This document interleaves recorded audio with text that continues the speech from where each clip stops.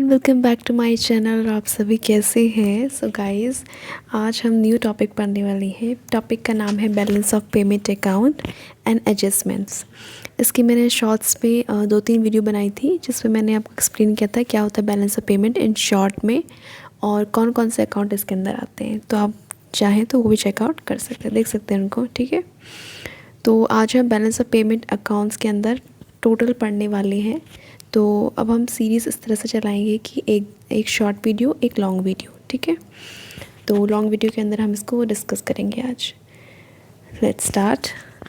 The balance of payment of a country is a systematic record of all its economic transactions with the outside world in a given year.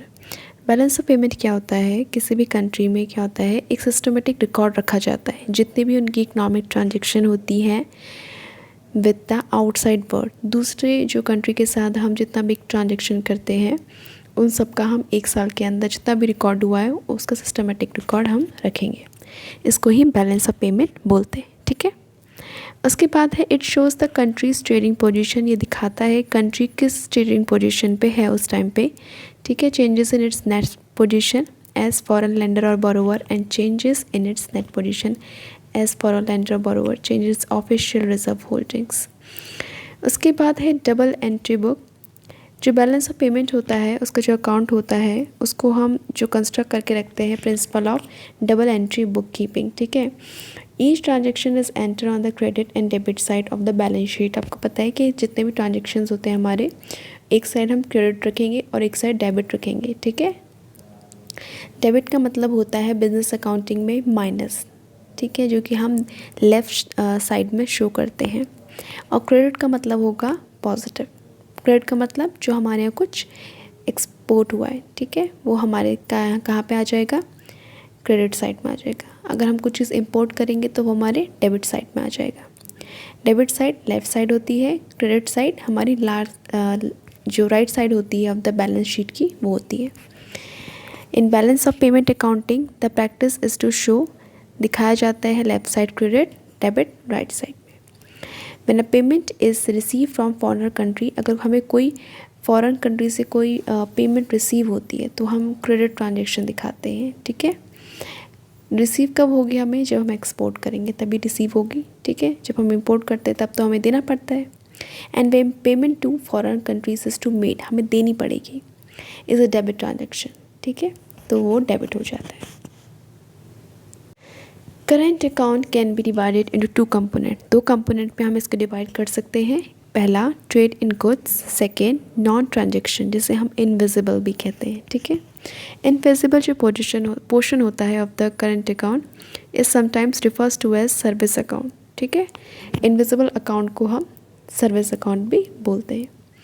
Invisible account includes 2 different types of receipt. इसमें 2 different type की receipt होती हैं। पहला factor income, primary return to capital जैसे कि dividend है, interest income, returns to labour such as wages of Indian citizens working abroad, ये सब चीज़ें इसके अंदर आती हैं। सेकेंड B1 है नॉन फैक्टर इनकम, जैसे कि रिसिप्ट्स हैं and payment for value added service. जितनी भी वैल्यू एडेड सर्विस होती है उनकी पेमेंट या फिर रिसिप्ट इसमें आती है। ठीक है, IMF इंक्लूड करता है following items as invisible transaction. इनको इनविजिबल ट्रांजेक्शन के अंदर IMF ने इंक्लूड किया हुआ है, जैसे कि international transportation of goods including warehousing, while in transit and other transit expenses, travel for business, education, health, pleasure, insurance premium and payment of claims, investment income including interest, rent, dividend, profit, ये सब कुछ invisible के अंदर आ रहा है। Donation, migration, remittance, legacies, repayment of commercial credits, contractual amortisation and depreciation of direct investment. ठीक है, ये सब चीज़ आती हैं करेंट अकाउंट के अंदर। बाकी बैलेंस ऑफ पेमेंट जो मॉडल है उसके अंदर कौन कौन से अकाउंट आते हैं इसकी मैंने एक सेपरेट वीडियो बनाई थी शॉर्ट्स में। अगर आपने वो देखी है ठीक है, नहीं देखी है तो मैं उसको एक बार फटाफट से रिवीजन करा देती हूँ इसका। करंट अकाउंट के अंदर मर्चेंडीज इनपुट इनविजिबल आइटम्स आते हैं। सेकेंड ट्रांजेक्शन सर्विस ट्रांजेक्शन के अंदर इनविजिबल आइटम्स आते हैं। C travel expenditure, D interest and dividend, E banking and insurance services, F government expenditures. Second है कैपिटल अकाउंट, जो कि लॉन्ग टर्म होती है, एक शॉर्ट टर्म होती है। लॉन्ग टर्म करके अंदर क्या आता है, purchase of securities from foreigners, sale of securities to foreigners. B short term, increase in bank balance, decrease in bank balance.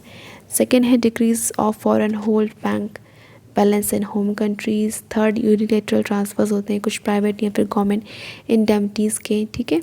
And fourth last but not the least, gold account. Gold account या तो import हुआ है gold का या फिर export हुआ है gold का, तो वो भी आता है, ठीक है। उसके बाद हम आते हैं कुछ कंपोनेंट्स होते हैं बैलेंस ऑफ पेमेंट के। तो पहला है क्रेडिट साइड। क्रेडिट साइड के अंदर क्या क्या आएगा। दूसरा है डेबिट साइड। तो डेबिट साइड के अंदर क्या आएगा, ठीक है। क्रेडिट साइड के अंदर क्या आएगा, exports of goods, exports of services, unilateral transfer receipts, gift, indemnities from foreigners, capital receipts जिसके अंदर आएगा borrowing from, capital repayment by और sale of assets to foreigners. Debit side में क्या आएगा, import of goods, import of services.